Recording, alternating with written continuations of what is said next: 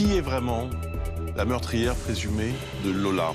On sait qu'elle se prénomme Dabia, qu'elle a 24 ans. Elle est incarcérée depuis hier à Fresnes. On sait aussi qu'elle devait quitter le territoire français, ce qui provoque une vive polémique. On y reviendra dans quelques instants. Mais on s'interroge sur le parcours psychologique de cette jeune femme qui a donc commis des actes ignobles sur cet enfant. Pour la première fois, un ancien compagnon de la suspecte se confie à BFM TV. Il décrit quelqu'un dont le comportement avait changé il y a une dizaine de jours. C'est un document. Mathias Tesson, Julien Appalou. Ce jeune homme de 23 ans, que nous appellerons Mohamed, explique avoir eu une relation amoureuse de plusieurs mois avec Dabia B. Leur dernière rencontre remonterait à une dizaine de jours.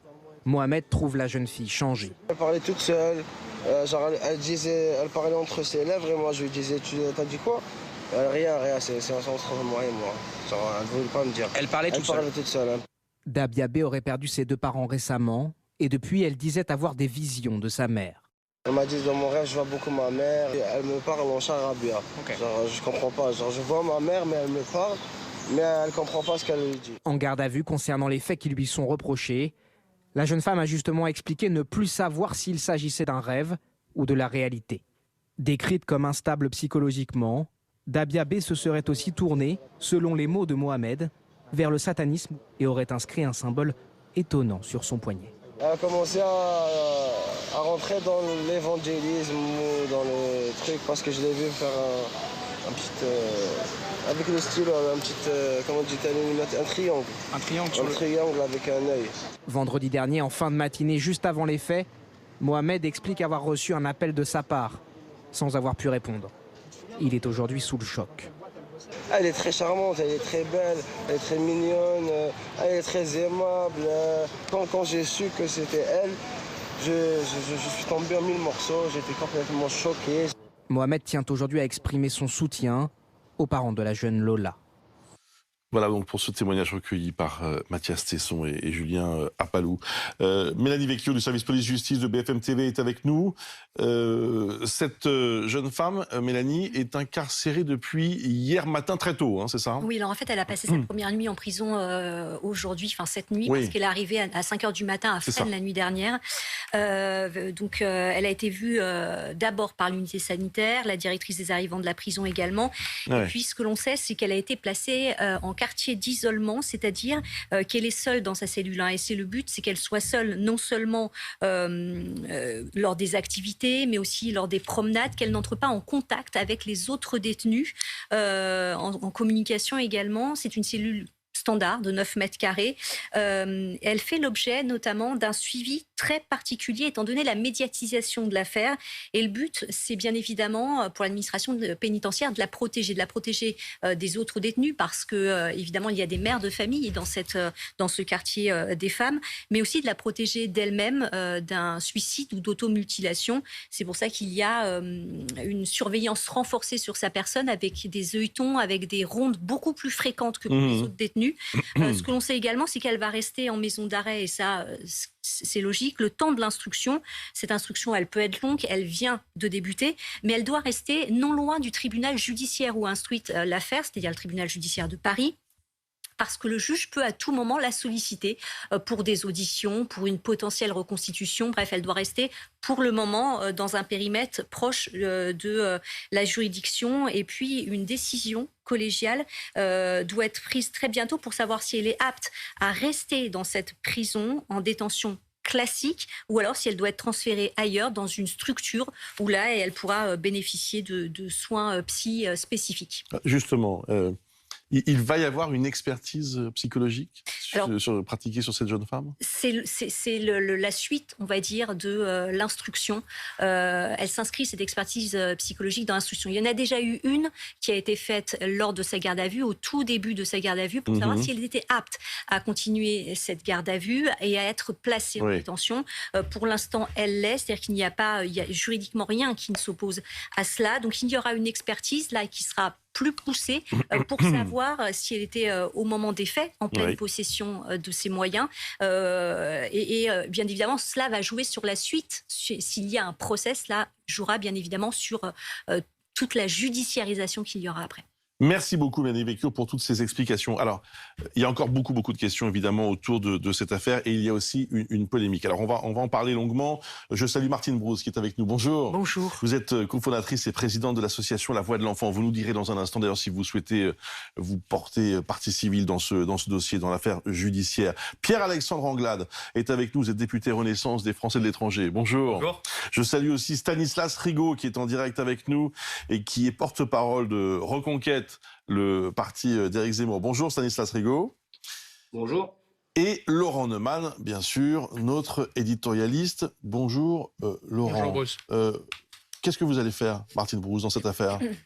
Bien, je pense que d'abord, je voudrais avoir une pensée. Une pensée d'abord pour les parents, Ouais. pour la famille, mais aussi pour les copines et copains de classe et d'école de Lola.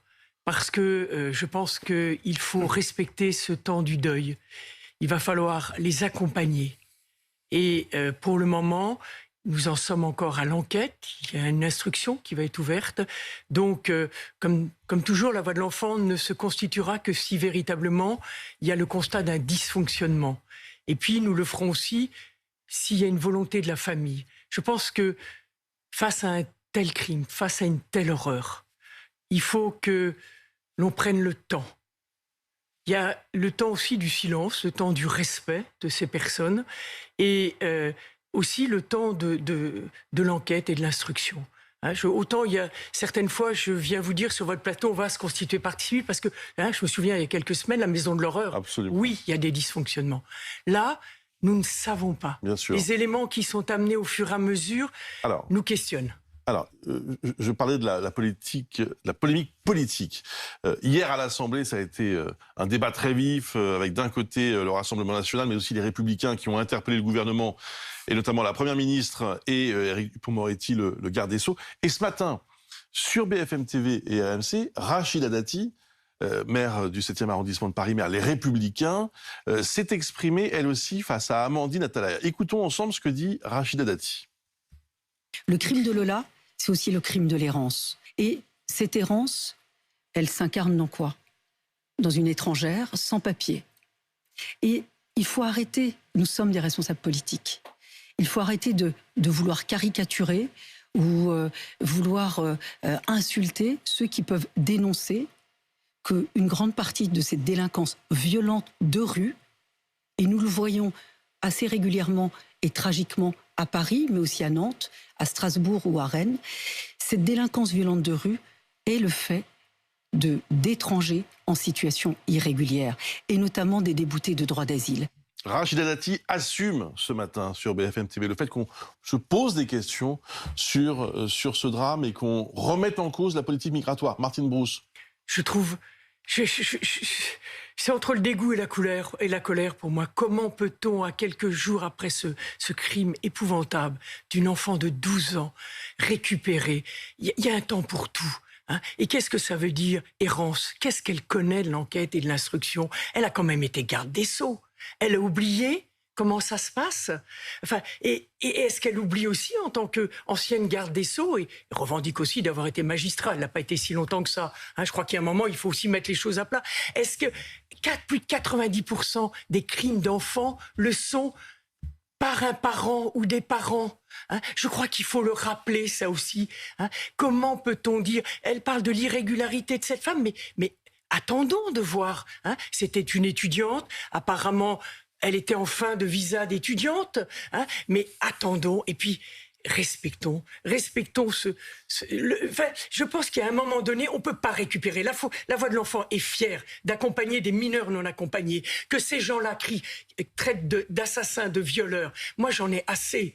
Hein, parce qu'aujourd'hui, j'aimerais qu'ils aillent voir des patrons qui les ont en apprentissage, qui veulent les garder, et on n'obtient pas les papiers. Ce sont des hommes et des femmes, pour beaucoup des jeunes, qui ont vécu des choses épouvantables pour arriver dans un pays où ils pensent être protégés. Et moi, je pense qu'il faut qu'on arrête de tout assimiler. Et en plus, ce n'était pas le temps de récupérer cela. Je crois qu'il faut que l'on arrête. Hein. Il y a un temps pour tout. La voix de l'enfant a un parti qui est celui de l'enfant. Elle veut porter cela parce que aujourd'hui, il faut qu'on respecte ce temps de l'enfant, cette douleur des parents et des copains et copines de Lola. Je vais donner la parole dans un instant à Pierre-Alexandre Anglade et à Stanislas Rigaud, bien sûr, mais Laurent Neumann, des affaires, des faits divers, entre guillemets, qui sont ensuite l'objet de récupération politique, on voit ça depuis toujours, quasiment. Pourquoi cette fois-ci, ça provoque des réactions aussi aiguës, j'allais dire, d'un côté comme de l'autre? Parce que une partie de l'opposition est extrêmement remontée et la majorité est extrêmement choquée, j'allais dire. Des deux côtés, on est... Il y a deux types de réponses à votre question. D'abord, les faits eux-mêmes. On a atteint un niveau dans l'horreur absolument invraisemblable et qui a suscité dans le pays tout entier une émotion absolument légitime. Pour le coup, il y a deux réponses. La première, c'est, comme ça vient d'être dit, on n'a respecté aucun délai. A priori, on est dans le temps du deuil. On est dans le temps du respect, par respect pour la victime, pour la famille, les amis, les proches. Le moment, a priori, n'est pas venu pour la polémique. Mais vous avez raison de dire, c'est arrivé des dizaines de fois avant. Sauf que là, on a entendu, dans cette récupération politique, un nombre d'âneries, au-delà de ce que l'on peut penser de la politique migratoire, de la non-exécution des obligations de quitter le territoire, un nombre d'âneries. Quand j'entends par exemple que Lola serait la victime du laisser-faire migratoire, non, elle est victime d'une meurtrière présumée à cette heure selon notre état de droit. Ça change tout. Les mots, quand même, en langue française ont un sens. Quand j'entends un certain nombre de responsables politiques parler de francocide, Éric Zemmour, ou même un député Le Penny s'expliquer que Lola est morte parce que française, blanche, chrétienne. Mais il n'y a pas un mot dans cette enquête qui laisse entendre qu'il s'agit d'un crime raciste ou à caractère religieux. Donc c'est une ânerie, et une ânerie prononcée pour des raisons politiques. Et puis là, on va en parler peut-être avec Stanislas Rigaud, mais quand on apprend que par ailleurs, des membres de Reconquête ont acheté des noms de domaine, Manif pour Lola, etc., alors là, on passe un cran supérieur. Là, on est carrément dans la privatisation de la douleur d'une famille, à des fins politiques. Alors, donc on a dépassé le stade de la récupération politique. Stanislas Rigaud, qu'est-ce que vous répondez à cela? Est-ce qu'en effet, il aurait fallu respecter un délai, ne serait-ce que pour la famille? Non, mais attendez, déjà, bonjour à tous, merci de me recevoir sur votre antenne. Mais tout le monde s'est saisi de cette affaire, dans un sens comme dans l'autre. C'est-à-dire que je regardais à l'instant, j'ai ma télé en arrière-plan, je regardais les unes qui étaient passées de Paris Match ou du Figaro. Les unes aussi, les journaux aussi, on en reparlait. Sauf que le but d'un responsable politique, c'est quoi? C'est d'apporter des solutions à un problème. Le problème, qui est là sur la table, il est global, c'est un problème d'insécurité. Il se trouve que là, nous avons un drame, mais particulièrement atroce, moi, que j'ai découvert, qui m'a mis dans un état mais de colère, d'indignation, pas possible. Et le rôle d'un homme politique est d'apporter des solutions à ces problèmes-là. Et oui, pardon, monsieur Neumann, il y a un lien avec l'immigration et cette insécurité. Alors, ne vous en déplaise, mais ce drame-là n'est pas le seul. Chaque jour dans notre pays, nous avons des drames absolument atroces, absolument affreux. Et le rôle du politique est de les mettre en avant. Le rôle du politique, c'est de dire que oui, il faut exécuter les OQTF. Oui, il faut avoir une politique solide et efficace. Et oui, nous avons un profond respect pour la famille. Oui, nous avons un profond respect pour les victimes. Mais si nous n'apportons pas de solution et qu'à chaque fois, les personnes qui veulent s'emparer d'un drame sont attaquées de récupération, on ne s'en sortira jamais. Parce que malheureusement, ce drame-là, il ne survient pas au milieu d'une période particulièrement calme dans notre pays. Chaque jour, nous avons des drames affreux. Chaque jour, nous avons des atrocités commises sur notre sol et qui, moi, me révoltent. Et puis, je vais vous dire quelque chose d'autre. Quand il s'agit de la gauche qui récupère le petit Aylan, qui récupère George Floyd, qui récupère Traoré, là, ça gêne personne. On ne parle pas de récupération politique. Là, tout le monde est très heureux de tout ça. Et puis, je vais vous dire, dans ce cas-là, il n'y a pas de mal. On met une petite photo d'Aylan et de ce drame affreux de cet enfant migrant qui était décédé sur une plage. Là, je n'ai entendu personne crier à la récupération politique. Alors, Rigaud, si vous le voulez bien, Pierre-Alexandre Anglade vous répond et puis vous allez pouvoir échanger. Et puis attendez, juste comme ça, oui. il va pouvoir vraiment me répondre sur ça. J'ai entendu la question du Rassemblement National à M. Dupond-Moretti, du député LR, à M. Dupond-Moretti. Pardon, M. Dupond-Moretti, il a répondu dans le pathos, il n'a pas répondu dans le fond. C'est-à-dire qu'on lui a posé une question précise sur un sujet précis, à savoir les OQTF. M. Dupond-Moretti a répondu à côté en faisant du pathos. Monsieur Anglade. Moi, je crois qu'on est dans le... Depuis 48 heures, on est dans le procédé classique de l'extrême droite française. C'est-à-dire, l'extrême droite, historiquement, Jean-Marie Le Pen et ceux qui l'ont accompagné ont toujours repris des faits divers particulièrement atroces pour faire proliférer et prospérer leur petite entreprise politique. Et on le voit dans les termes les plus abjects, avec Éric Zemmour et ses équipes qui, comme ça a été rappelé à l'instant, ont racheté des noms de domaine. C'est quand même le paroxysme du voyeurisme, de l'indécence et de l'ignominie dans un moment où le pays et la France est profondément meurtrie par la sauvagerie, par la barbarie du meurtre de cette petite fille. Et quand j'entends Stanislas Rigaud à l'instant, quand j'entends Rachida Dati ce matin, quand j'entends Marine Le Pen hier à l'Assemblée nationale, Éric Poget, le député LR qui a posé la question, je me dis que les vautours sont sortis. Et ça me met profondément mal à l'aise parce que cette petite fille, ses parents doivent être dans une souffrance incommensurable. Et ils ont demandé explicitement au maire d'une commune dans laquelle ils sont aujourd'hui repliés pour retrouver de la paix et de la quiétude, que ce drame ne soit pas récupéré politiquement. C'est pour ça qu'on leur demande de se taire, qu'ils se taisent et qu'ils laissent le temps du deuil passer, qu'ils laissent l'enquête se faire. Et une fois, ça veut dire, monsieur Anglade, est-ce qu'une fois que ce temps sera passé, là, vous accepteriez de répondre à des questions ? Non, mais c'est une question, c'est une vraie question. Mais il y aura un moment donné où, évidemment, il faudra qu'on prenne les mécanismes qui ont pu mener à un tel drame. Est-ce que ça ne serait pas plus efficace, monsieur Anglade, pardonnez-moi de vous dire ça, mais est-ce que ça ne serait pas plus efficace pour vous de répondre, bien sûr, vous répondez avec votre sincérité sur l'ignominie que ça représente pour vous, très bien, mais est-ce que ça ne serait pas aussi efficace d'apporter une réponse aussi sur le fond ? Les deux. Moi, je ne suis pas la justice. Et je ne sais pas ce qu'il y a dans le dossier.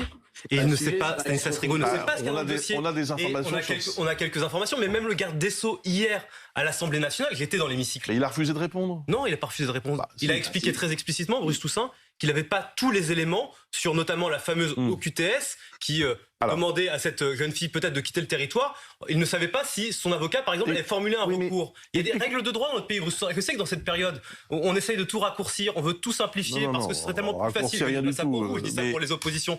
Mais on est encore dans un état de droit. N'en déplaise à l'extrême droite et n'en déplaise à Génération Z et M. Rigaud. L'Assemblée nationale est un endroit où on a le droit de débattre et de poser des questions, même si elles déplaisent. On peut tout à fait exprimer une indignation et puis répondre à la question. Enfin, je sais pas, c'est ça qui me paraît... On peut répondre à la question. Par ailleurs. Et d'ailleurs, la politique migratoire mérite d'être auscultée. Et oui, on a le droit de chercher à comprendre pourquoi seuls 15% des obligations de quitter le territoire sont exécutées dans ce pays. Pourquoi, lorsque l'État français demande à l'Algérie des laissez-passer consulaires, seuls 5% de ces laissez-passer sont acceptés par Alger. C'est un vrai sujet, et c'est un sujet qui dépasse d'ailleurs le droit. C'est un sujet de diplomatie absolument permanente entre Paris et Alger. Mais pas là, pas en se servant de ça. La question, elle était vraie avant le meurtre de Lola, elle préexiste depuis plus de 20 ans. Martine Brousse, et après je redonne la parole bien sûr à Stanislas Rigaud. Oui, moi je voudrais aussi rappeler que cette question... Elle a été au cœur de la campagne, elle a été au cœur des campagnes présidentielles, au cœur des législatives. Elle revient sans cesse, elle est récurrente. Moi, ce que j'aurais envie aussi de demander à tous ces femmes et ces hommes, d'abord, pour beaucoup, ce sont des pères et des mères. Comment ils auraient vécu si des politiques, s'ils avaient vécu un tel drame et que des politiques avaient récupéré en si peu de temps. Et puis, j'aurais aussi qu'ils acceptent de regarder. Il y a aussi énormément de socialisation et d'insertion et de réussite aujourd'hui de ces jeunes qui arrivent de l'autre bout du monde alors qu'ils ont été pendant tout leur parcours migratoire victimes d'exploitation, de viols. Nous les accompagnons et nous avons des réussites. Et moi, je voudrais aussi dire à vos téléspectateurs qu'il y a des associations aujourd'hui de patrons, que ce soit des artisans, boulangers, restaurateurs, chaudronniers, qui veulent ils ont des formations, ils veulent les prendre dès qu'ils ont terminé leur formation. Donc il faut, certes, il y a une question d'immigration, mais il faut aussi montrer qu'il y a de la réussite. Stanislas Rigaud. Peut-être plein de choses sur ce qui vient d'être dit. Vraiment, sur ce que vient de dire Madame, oui, il y a des personnes... immigrés, d'origine étrangère, qui réussissent parfaitement. Et personne ne dit le contraire. Par contre, ce qu'on n'entend jamais, c'est rappeler les liens absolument dingues entre insécurité et immigration. Deuxièmement, sur ce qu'a dit monsieur le député. Monsieur le député, j'entends parfaitement votre propos, mais pardon, à force de ne pas vouloir répondre sur le fond, à force de vous servir, vous, de la parole des parents pour ne pas répondre sur le fond, c'est vous qui allez finir par être coupable. Et puis je vais vous dire quelque chose. Vous nous avez accusés d'être dans la récupération permanente. Mais ceux qui sont au pouvoir depuis 40 ans, ce sont vous, ce sont le PS, ce sont les Républicains, précédemment l'UMP, et vous n'avez rien fait. Parce que si ce drame-là a surgi il y a peu de temps, pardon, mais je vais le rappeler une fois, il y en a tous les jours des drames. Tous les jours, il y a des drames. Alors peut-être pas, et heureusement, aussi affreux, mais il y a des drames tout le temps. Et vous ne répondez jamais sur le fond. Monsieur Darmanin avait promis d'exécuter toutes les OQTF. Il n'y en a que 10% qui le sont. Alors pardon, si vous n'avez pas votre part de responsabilité dans le chaos migratoire et donc dans le chaos insécuritaire du pays, je n'y comprends plus rien. Et vous aussi, pardon de le dire, mais vous faites du pathos. Vous aussi, vous êtes dans l'émotion en essayant de nous culpabiliser. Mais je crois que beaucoup de Français en ont assez que l'on veuille mettre sous le tapis ces drames-là. Parce que le temps du deuil, il est extrêmement important pour la famille. Il est primordial. Mais le temps du deuil pour cette famille, vous l'avez brisé, jusqu'à la fin de leur vie. Jusqu'à la fin de leur vie, pardon. Jusqu'à la fin de leur vie. Ils seront endeuillés. Jusqu'à la fin de leur vie. Alors, Stanislas Rigaud, s'il vous plaît, il y a un problème. S'il vous plaît, Stanislas Rigaud, vous appelez à une manifestation demain soir, donc à d'Enfer-Rochereau, avec des hashtags sur les réseaux sociaux, justice pour Lola, manif pour Lola. Mais enfin, là, il y a un problème. Parce que, honnêtement, que vous appeliez à manifester pour réclamer je ne sais quelle décision en termes de politique migratoire, libre à vous. Mais comment pouvez-vous, là, vraiment récupérer ce prénom et cette victime? Sincèrement, est-ce qu'il n'y a pas de l'indécence au moment où vous faites cela? Monsieur Toussaint, non seulement la manifestation dont vous parlez ce jeudi à d'Enfer-Rochereau, elle n'est pas seulement la pauvre Lola, elle est pour toutes les victimes de l'insécurité globalement, premièrement. Deuxièmement, je n'ai pas entendu, j'essaye de suivre l'actualité du mieux que je peux. Quand il y avait les justices pour Adama, les justices pour George Floyd, on vous a pas entendu, on n'a entendu personne à ce moment-là. C'était avec l'accord de la famille, Traoré, avec l'accord. Est-ce que vous avez demandé à la famille de cet enfant? La famille ne voulait pas de manifestation, elle l'a dit. La famille, pour l'instant, n'est pas prête à ce qu'il y ait une manifestation. La famille ne veut pas, Monsieur Rigaud, de rassemblement. Et comme je l'ai dit, on ne sera partie civile que si la famille le souhaite. Alors attendez, on va vous laisser répondre, bien sûr. Allez-y. J'ai pas entendu, c'était du Monsieur Neumann, pardon. Et il n'a rien dit. On disait juste que là, il y a un problème. Le fait de récupérer ce prénom, c'est un problème. Bon, vous dites que non, mais honnêtement, je vois pas très bien comment vous pouvez le faire sans l'accord de la famille. Mais c'est une blague ou quoi? Vous pensez que tous les médias, quand la est sortie, vous avez tous appelé la famille, toutes les personnes qui ont tweeté son nom, vous pensez qu'elles ont toutes demandé à la famille? Tout le monde est indigne. Cet enfant n'est pas enterré, Monsieur Rigaud. De quoi parlez-vous? C'est indécent ce que vous faites sur cette affaire. Sur cette manifestation. Vos opinions, vous avez tout à fait le droit de les avoir. Cet enfant n'est pas enterré. Cette famille veut qu'on la respecte. Qu'est-ce que vous faites pour le respect de cette famille? Arrêtez.